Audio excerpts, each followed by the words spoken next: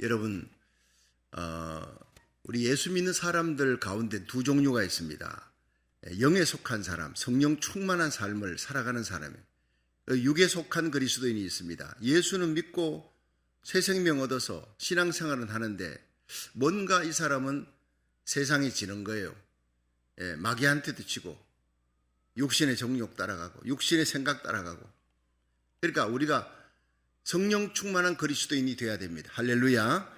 성령으로 충만해서 세상을 이기고 죄악을 이기고 마귀 권세를 이기고 세상의 풍랑을 이기고 염려와 걱정이 가득한 세상 속에서도 언제나 찬송한 빌립보의 감옥에서 찬송하던 바울과 실라처럼 환경을 이기는 성도가 되기를 축원합니다.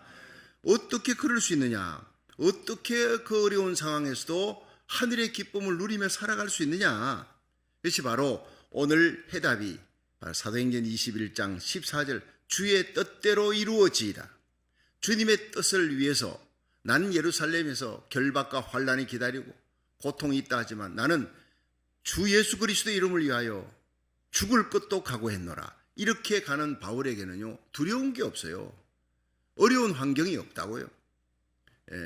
여러분, 우리가 우리 뜻대로 살려고 내 생각, 내 계획 이것이 이루어지기를 간절히 집착을 할 때 거기에 고집이 생기고 아집이 생기고 탐욕이 생기고 탐심이 일어나는 거예요. 욕심이 있는 거예요.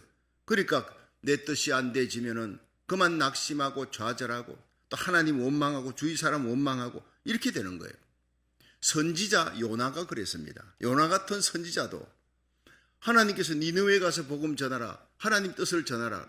니느웨는 이스라엘의 적국이잖아요. 이스라엘 고통을 주었던 얼마나 많은 포로들을 잡아가서 그냥 죽입니까? 살갗을 벗겨 죽이는 거예요.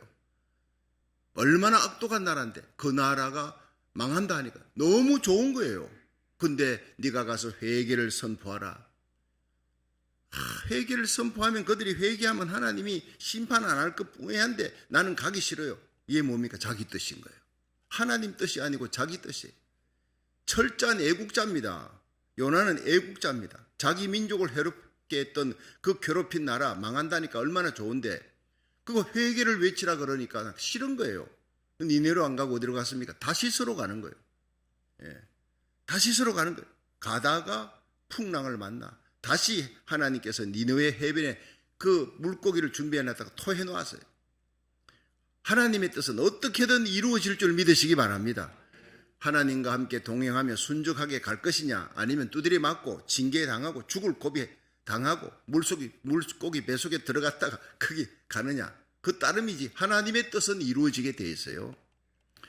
여러분 지금 푸틴 대통령이 그 러시아 군대를 갖다가 15만 동원해가지고 그냥 공격해 들어가잖아요. 오늘 키예프 함락 그 수도를 함락하기 위해 쳐들어갑니다. 참 기가 막힌 일입니다. 이런 시대에 우리가 살아가면서 이게 도대체 뭘 얘기하는 이거 3차 대전 벌어지는 거 아닌가 이거 요한계시록 8장엔 9장에 전 세계 사람들 3분의 1 죽이는 전쟁이 유브라테스 강 하류권 그쪽에서 중동에서 일어난다는 거예요. 분명히 야 이거 이 우크라이나 이 전쟁이 이거 가만 보니까 중국과 러시아가 같이 붙어있고 동구권이 붙어있고 이쪽은 미국과 영국 우방들 나토 자 이러면은요 이슬람권은 두 개로 또 나눠지는 거예요. 친미 친소 그러니까 이 양대 진영이 붙으면 이게 3차 대전이 되는 거는 뻔한 일입니다. 그래서 미국이 함부로 달라들지를 못하는 거예요.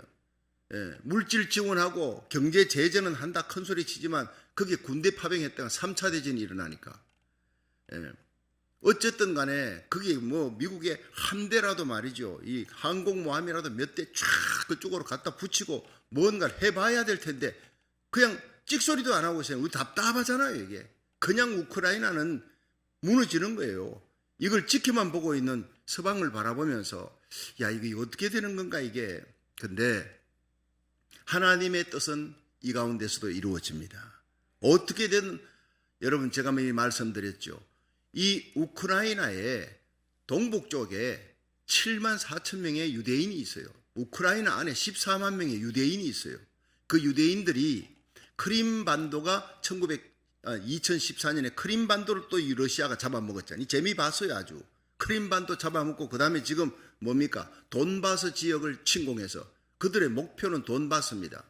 그렇지만 우크라이나 쳐들어가면서 거기에 정권을 바꿔버리고 친미를 친소로 친러시아의 정권을 들어서게 하고 돈바스 잡아먹고 이렇게 해서 나토에 가입 못하도록 나토의 동진을 막도록 그렇게 하는 그 목적을 이루기 위해서 가는데, 그런데 아무리 푸틴이 그 계획을 갖고 진행하고 한다 하더라도요, 하나님은 그 푸틴을 통해서 일어난 전쟁이지만은 그 전쟁 가운데 이스라엘 백성들이 다시 고토로 돌아가는, 여러분 에스겔서에 예언되고 이사야에서 예언됐던 그 모든 수천 년 전에 예언된 하나님의 백성들이 열국으로 하나님이 헛되셨는데 헛되셨던 그들을 하나도 남김없이 이방 땅에 다 남기지 않고 돌아오게, 자기 이스라엘 땅으로 돌아오게 하리라는 예언이 이루어지는 전쟁인 줄 믿으시기 바랍니다. 영적인 눈을 뜨고 보면은 이게 그게 이루어지는 전쟁이구나 보게 되지는 거예요.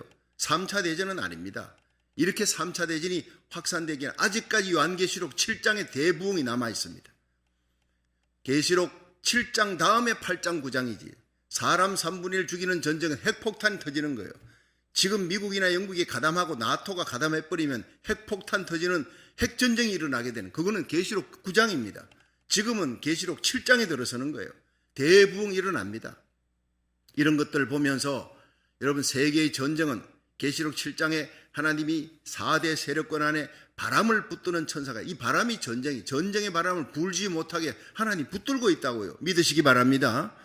그러나 때가 되면 계시록 9장의 전쟁의 바람은 부른 거예요. 하나님이 폭풍을 일으킨 겁니다. 대전쟁은 75억 가운데 3분의 1이면 한 25억은 죽어요. 핵전쟁으로. 나머지는 성하겠습니까? 나머지는 얼마나 많은 부상자가 생기겠습니까? 이런 어마어마한 전쟁이 있는데 그 전에 하나님께서는 택함받은 백성을 마지막 추수하는 요한계시록 7장, 각 나라 족속 백성 방언에서 아무라도 셀 수 없는 큰 무리가 하나님께로 돌아오면, 공산권에서 돌아옵니다. 이슬람권에서 돌아옵니다. 불교권에서 유교권에서 돌아옵니다. 여러분, 이스라엘이 돌아옵니다. 요한계시록 7장은 이스라엘이 돌아오면 대부흥에서 14만 4천의 이스라엘의 전도자들이 목숨 걸고 전 세계에 복음 전하는 대추수기가 온다. 그 이스라엘의 대부흥에 불붙이는 대부흥의 주역이 바로 대한민국인 줄로 믿으시기 바랍니다. 한국 저거 공산화되면 어떡하나, 이번에 대통령 누가 뽑히나, 우리는 노심초사하지만 자유민주주의를 수행할 수 있는 대통령이 뽑히도록 기도하시기를 축원합니다. 우리의 기도를 통해 하나님 역사하는 거예요. 남북한이 가로놓여 있었지만 38선이 무너지고 십자가 복음으로 통일되고 자유민주주의로 통일되어야 미국과 한국이 마침내 혈맹국가, 믿음의 혈맹국가로 마지막 이스라엘까지 진군하는데 선교의 주역으로, 마지막 선교의 주자로 사용하게 되는 날이 올 줄 믿으시기 바랍니다. 이 큰 그림 속에 하나님이 우리를 미국 땅에 보냈어요. 많은 이민자들을 세계 곳곳에 보냈습니다. 이제는 고국 땅을 향해, 어려운 위기에 처한 고국을 향해 다니엘처럼 하루 3번 기도의 손을 들고 기도하라는 거예요. 이게 하나님 뜻이라는 거예요. 마지막 하나님의 뜻은 이스라엘을 향해, 세계의 눈인 이스라엘 향해 하나님의 복음을 들고 가는 한 민족에게 있습니다. 이스라엘 돕는 자는 하나님이 축복한다고 시편 122편 6절에 예루살렘을 위하여 평강을 구하라. 예루살렘의 평강이, 성령의 기름 부음이 있도록 예루살렘의 복음화가 되도록 기도하라. 예루살렘을 사랑하는 자에게 평강의 복을, 형통의 복을 주시리라 믿으시기 바랍니다. 이스라엘 예루살렘의 대부흥, 거기 복음화가 일어나도록 기도하고 돕는 교회, 기도하는 교회와 성도, 그런 나라는 하나님이 반드시 축복해 주신다 그랬어요.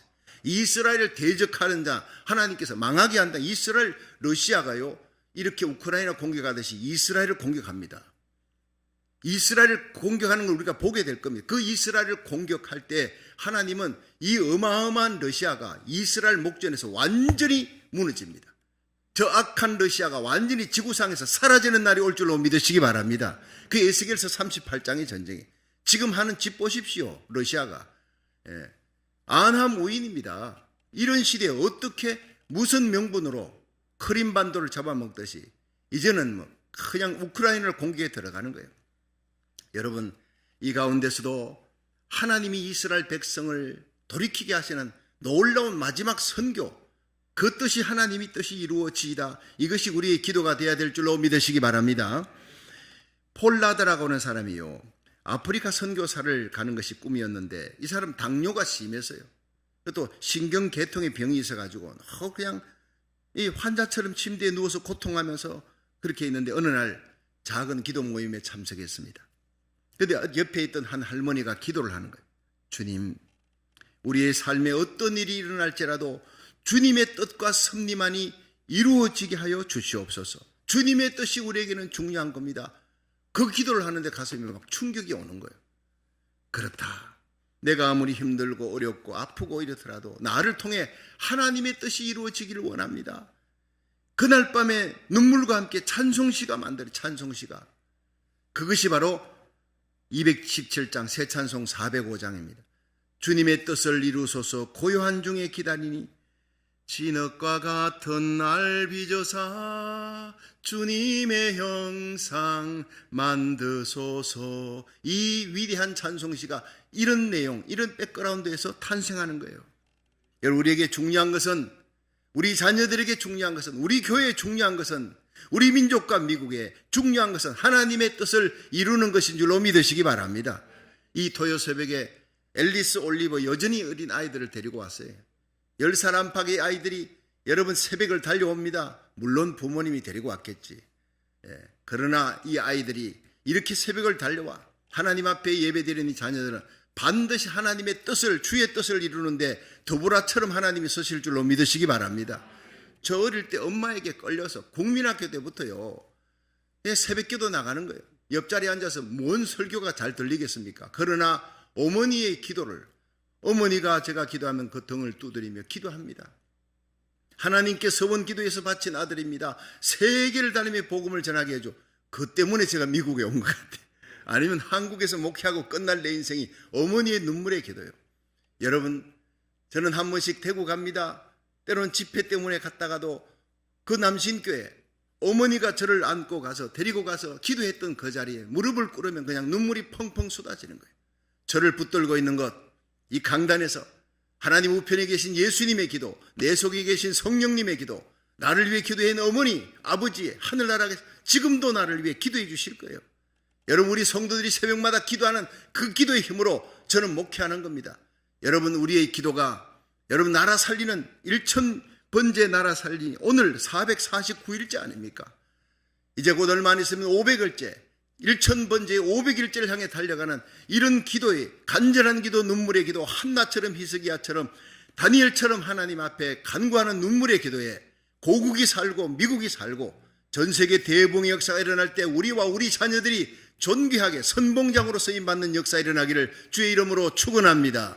주의 뜻이 이루어지이다. 요한계시록에 예언된 그 뜻이, 여러분, 전 세계는 전쟁의 소문입니다. 모두 두려워하는 코로나 바이러스가 2년이 넘게 창궐한 이 가운데서도 하나님의 뜻은 이루어진다는 것입니다.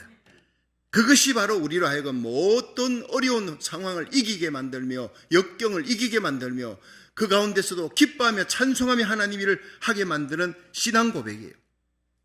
바울이 밀레도에서 에베소의 장로들을 만나서 마지막 고별 설교를 했습니다. 내가 너희들에게 겸손과 눈물로 나의 이가 아니라 너희들을 위해서 아낌없이 개인이나 가정이나 내가 공중 앞에서도 담대히 오직 하나님의 복음만 전했다. 눈물로 전가했다. 근데 내가 떠나면 흉악한 일이가 들어올 것이다. 이단 영지주의가 들어올 터인데 너희들이 하나님의 핏값으로, 예수 그리스도의 핏값으로 주고 산 하나님의 교회 성도들을 위하여 절제하라. 자기 성찰을 하며 깨어 기도하는 파수꾼이 되라. 눈물로 호소하면서 이제 너희들이 이 땅에서 다시는 나를 보지 못할 거라. 서로 부둥켜 안고 헤어지는 고별 설교예요. 너무나 아름다운 장면이, 목회자와 성도의 장면이 이런 장면이 돼야 합니다. 우리는 이 땅에서 헤어지지만 천국에서 만날 것이다. 살아있는 동안 하나님이 우리에게 주신 사명, 나의 달려갈 길과 주 예수께 받은 사명, 곧 하나님의 은혜의 복음을 전가하는 일을 마치려 하면은 내 생명을 조금도 아까운 것으로 여기지 않겠노라. 이 사명을 위해 달려가야 한다. 이렇게 외치는 바울이에요. 바울의 눈물도 귀하고 바울의 외침도 너무나 귀한 거예요. 그 고백이 오늘 우리들의 고백이 되기를 주의 이름으로 축원합니다. 사도행전 21장 1절에 보면요, 우리가 저희를 작별하고, 21장 1절 한번 보세요. 시작. 우리가 저희를 작별하고 행선하여 바로 고수로 가서 이튿날 로도에 이르러 거기서부터 바다라로 가니 베니게로 건너가는 배를 만나 타고 가다가 구보를 바라보고 이렇게 이제 쭉 예루살렘을 향해서 배 타고 갑니다. 여기서 21장 바로 앞에는 에베소의 그 장로들과 함께 마지막 이별하는 장면이 나오는 거예요. 예, 눈물의 이별이 나옵니다.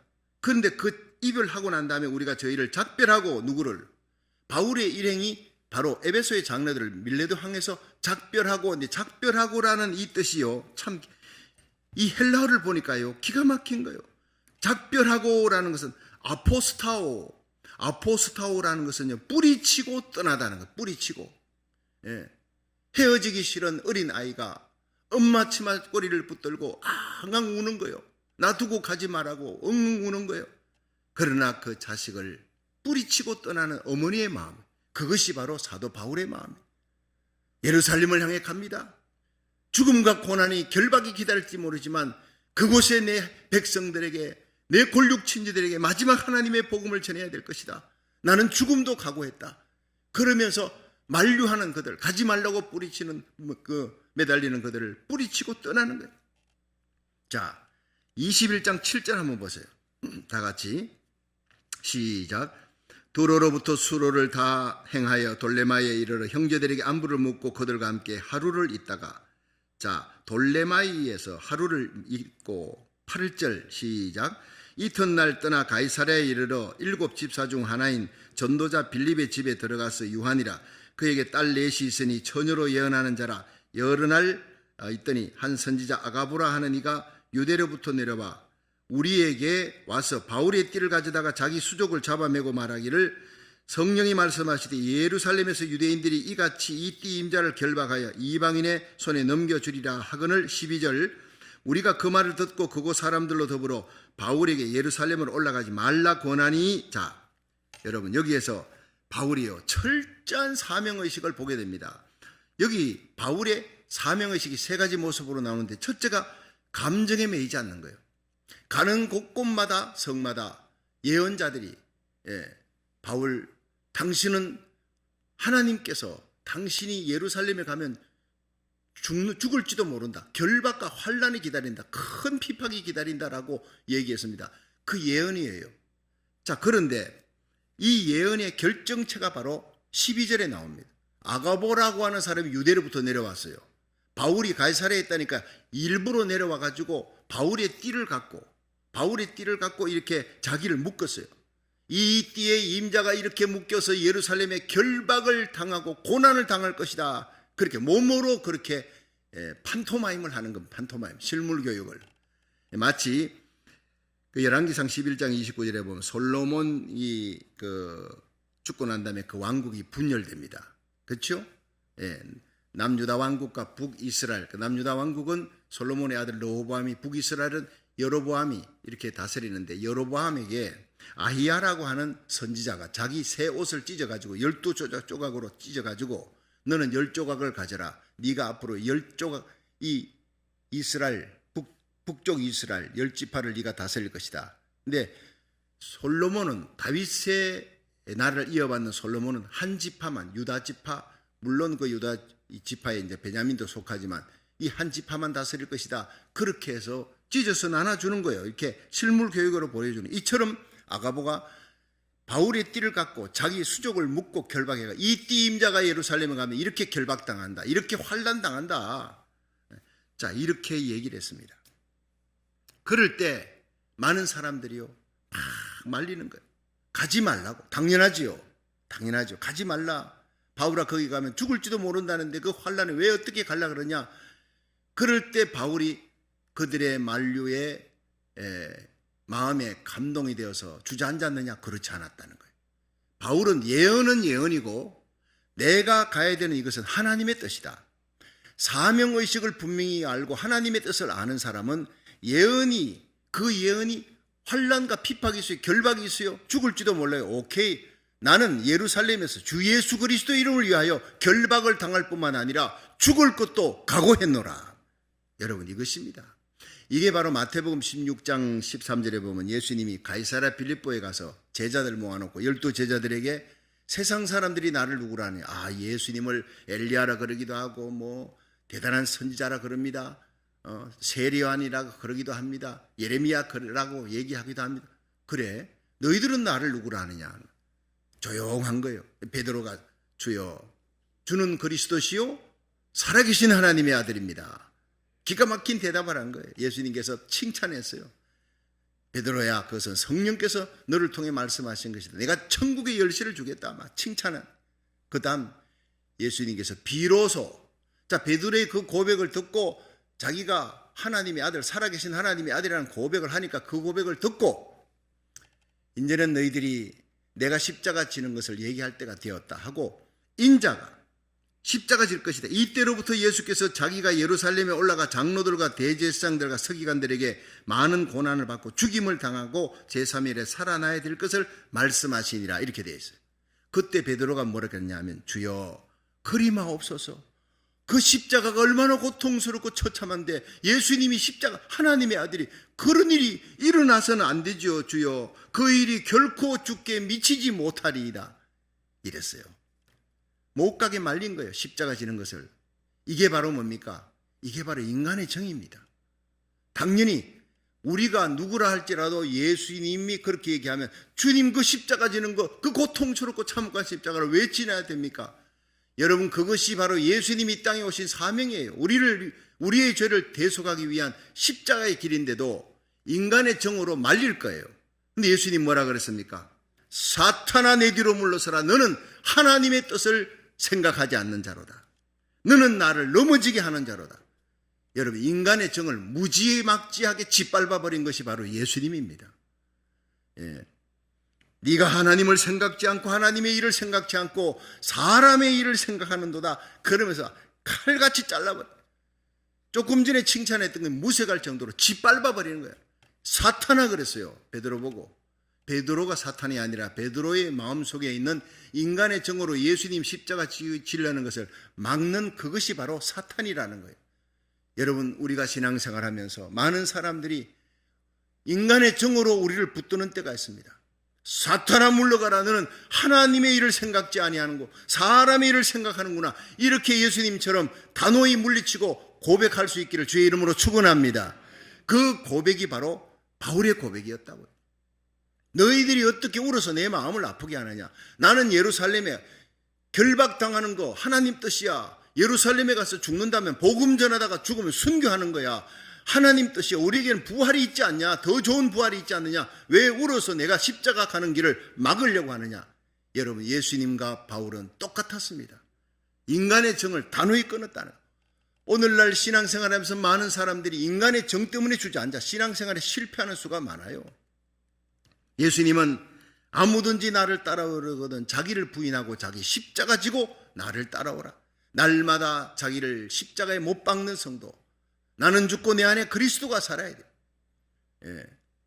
여러분, 내가 그리스도와 함께 십자가에 못 박혔나니 그런즉 이제는 내가 사는 것이 아니라 내 안에 그리스도께서 사신 것이라. 이제 내가 육체 가운데 살아가는 것은 나를 사랑하사 나를 위해 자기 몸을 버리신 하나님의 아들을 예수 그리스도를 믿는 믿음 안에 사는 것이니라. 이 갈라디아 2장 20절에 바울의 고백이 저와 여러분의 고백이 되기를 주의 이름으로 축원합니다. 두 번째는요, 바울의 사명의식이 충만한 것은 목적의식이 분명했어요. 바울이 사명을 이루기 위해 예루살렘에 가는 것, 죽음도 불사하는 것, 그것은요 감정에 매이지 아니할 뿐 아니라 목적의식이 분명했다고요. 사도행전 21장 13절 한번 보세요. 13절 시작. 바울이 대답하되 너희가 어찌하여 울어 내 마음을 상하게 하느냐. 나는 주 예수 이름을 위하여 결박을 받을 뿐 아니라 예루살렘에서 죽을 것도 각오하였노라 하니. 자, 여기에서 중요한 것은요, 주 예수 이름을 위하여입니다. 주 예수, 한번 따라 합시다. 주 예수 이름을 위하여. 예, 나는 나를 위해 십자가에 달려 죽으시고 부활하신 그 예수 그리스도, 나의 왕, 나의 주님, 그분의 이름을 위하여, 그 예수 이름을 위하여 나는 복음 전하다가 결박당하는 거, 죽을 거 이미 각오했다는 거예요. 이것이 바로 사명자의 길이라는 거예요. 여러분, 예수님의 사명이 뭐였습니까? 예수님이 사명은 이 땅에 오셔서 잃어버린 자를 찾아 구원하는 거예요. 자기를 대속물로 주는 거예요. 누가복음 19장 19절에 여러분, 삭개오의 집에 가셔서 삭개오가 자기 재산 절반 팔아 가난한 자들에게 주겠습니다. 남의 것 토색한 거 4배 갚겠습니다. 예수님이 너무 기뻐서 자, 이 집도, 이 삭개오의 집도 구원이 이르렀다. 인자는 잃어버린 자를 찾아서 구원하려 함이니라. 할렐루야.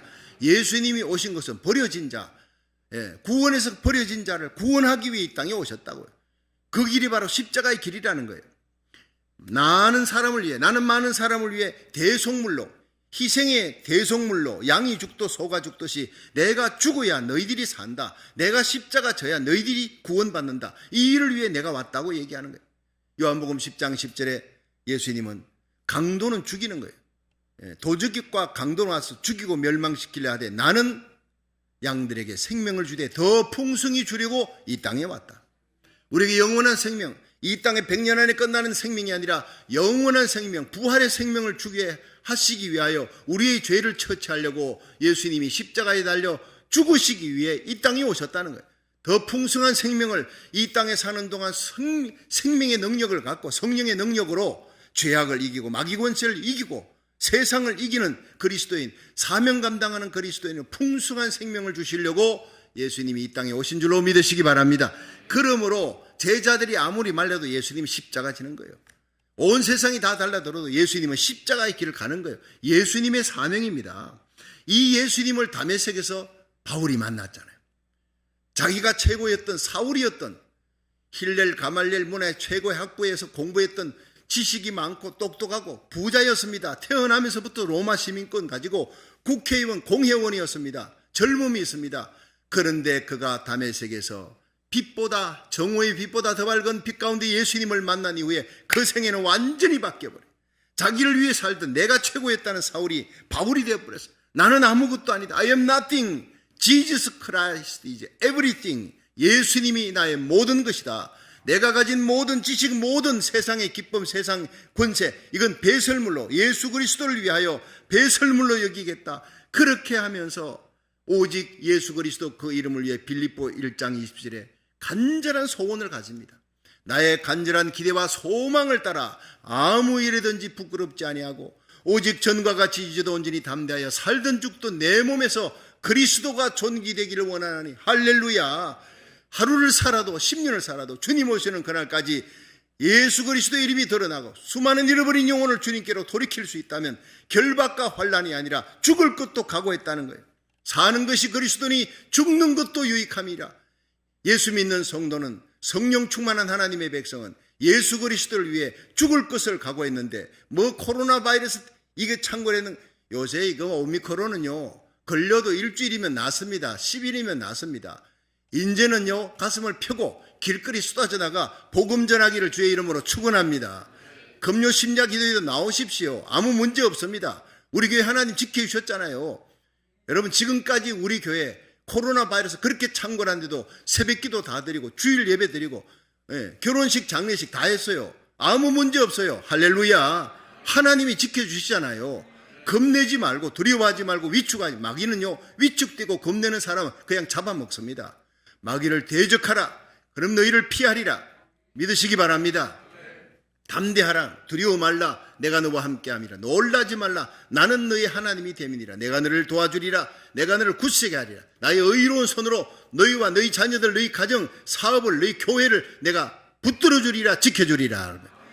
우리가 하나님만 의지하고 목숨 걸고 예배드리면요 하나님 시편 91편의 말씀처럼 하나님 나의 요새요 방패입니다. 나의 산성입니다. 고백하며 찬송하고 기도하고 예배드리면 하나님께서 극한 연병에서 건져주시리라. 할렐루야. 새 사냥꾼의 올무에서 건져주시리라. 할렐루야. 천인이 내 배 만인이 내 우편에 엎드러지는 날에도 하나님께서 너희들을 지켜주시리라. 방패가 되어주시고 산성이 되어주시는 하나님을 찬양하시기를 축원합니다. 그렇습니다. 우리의 삶의 목적이 무엇입니까? 하루를 살아도 중보기도입니다.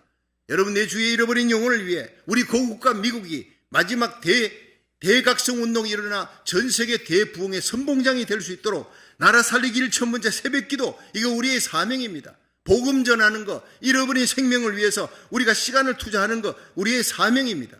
푸틴 대통령은 우크라이나 잡아먹는 사명이에요. 전 세계가 달라들어도 혈안이 돼가. 여러분 이건 하나님이 심판할 겁니다. 우리의 사명은 뭡니까?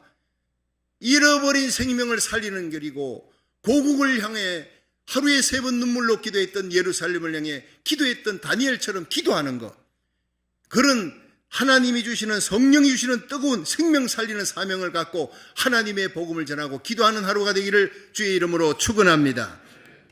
1952년 7월 4일 플로렌스 체드윅이라고 하는 이 여자 수영 선수가요, 이 카타리나, 이 근처 카타리나 섬 있지요. 카타리나 섬에서 롱비치까지 35km예요. 그게 배를 타고 가면 한 2시간 걸립니다. 배 타고. 근데 헤엄을 쳐서 온다는 그 많은 그냥 사람들이, 기자들이 와가지고 막 그냥 헬기가 뜨고 촬영을 하고 배가 옆에서 따라 붙고 하는데 16시간을 헤엄치는 거예요. 16시간을. 그런데 상어도 있고 막 그런데 말이죠. 그러니까 배가 옆에서 따라가는 거예요. 위험하니까. 그런데 16시간인데 마지막에 포기를 했어요. 거의 다 와가지고 500m를 앞두고 포기해버린 거예요. 너무나 아깝게. 그래서 이 플로렌스 체드윅에게 신문기자가 얘기했습니다. 500m를 앞두고 어떻게 포기했느냐 그러니까 앞이 안 보였어요. 내가 지친 것도 아니었습니다. 앞이 하나도 보이지 않는 짙은 안개 때문에 500m 앞이 마지막 롱비창이라는 걸 난 몰랐어요. 보이지 않았어요. 보이지 않는 것이 이렇게 무서운 겁니다. 여러분, 우리의 목표, 예수 그리스도를 위하여, 여러분, 우리의 삶의 목표가 예수 그리스도라는 그 목적의식을 분명히 하고 살아가는 사람과 목적의식이 없어 아무것도 보이지 않아 짙은 안개 속에 살아가는 사람 전혀 다르다는 거예요. 우리에겐 비전 7300의 목적이 있습니다.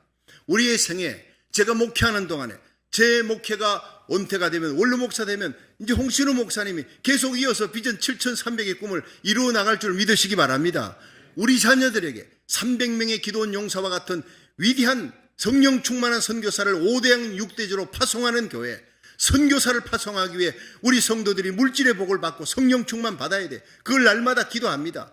여러분, 7,000명의 기도원 용사 300이지만 7,000명은 엘리야 시대에 바알에게 무릎 꿇지 않은, 풍요와 쾌락의 신에게 무릎 꿇지 않은 성령 충만한 디사이플십 트레이닝 코스로 제자 훈련된 7,000명의 신자들이 우리 주님 세움교회에서 일어나게 하여 주시옵소서.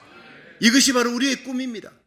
이 풍요와 쾌락의 신이 이 세상을 완전히 창궐해하고 있는 이 땅에서 이 어둠을 밝히는 빛된 7,000명의 남은 자, 레미넌트, 하나님의 복음을 위해 목숨을 거는 거룩한 백성 되기를, 이 온라인 예배드리는, 각 나라에서 이 예배드리는 주의 종과 선교사들과 여러분, 한국과 일본, 전 세계에서 이 말씀을 듣는 여러분들이 이 시대의 7,000명이 되기를, 하나님이 남겨놓은 7,000명, 전 세계를 뒤집어 놓는 그 성령의 불씨가 각 교회마다 새롭게 하는 놀라운 역사가 여러분을 통해 일어나기를 주의 이름으로 축원합니다. 마지막 3번째, 바울은 순교할 것을 각오했다는 거예요. 순교할 것을. 13절 다시 한번 읽어봅니다. 13절 14절 시작. 바울이 대답하되 너희가 어찌하여 울어 내 마음을 상하게 하느냐. 나는 주 예수 이름을 위하여 결박받을 뿐 아니라 예루살렘에서 죽을 것도 각오하였노라 하니 저가 권함을 받지 아니하므로 우리가 주의 뜻대로 이루어지이다 하고 그쳤노라. 여러분, 예수 믿는다는 게 뭡니까? 예수님 위해 죽을 것을 날마다 각오하는 것이 예수 믿는 것입니다.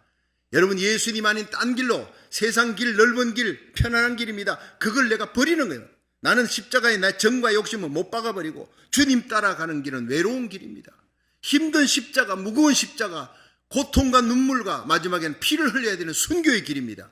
그런데 이 길을 우리가 가기로 작정했습니다. 이것이 바로 예수 믿는 자의 길입니다.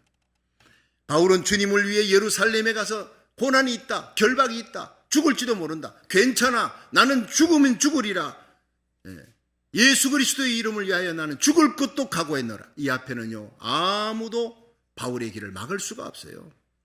스데반이 순교한 이후에 수많은 순교자들이 스데반의 뒤를 따라서 순교합니다. 여러분, 바울은 목배임 당해 죽지요. 마침내 베드로는 십자가에 거꾸로 달려 죽습니다. 잔 후스 같은 위대한 종교개혁자는 화형장에 끌려가는 거예요. 온몸에 불이 붙는 기름을 뒤집어 엎어가 장작 불 피우는데 그 화형장으로 끌려가면 주위에 울고 있는 수많은 성도들에게 나를 위해 울지 말라, 나는 너무너무 기쁘다, 이제야 내가 내 사랑 예수님의 품으로 가는구나, 그 화형장에 내 불길이 막 붙을 때 빨리 나를 예수님께로 데려갈 수 있도록 기도해달라, 그렇게 했던 사람이에요. 누가 그 사람의 길을 막습니까? 결국 결박되어 몸에 불이 붙을 때 찬송을 부릅니다.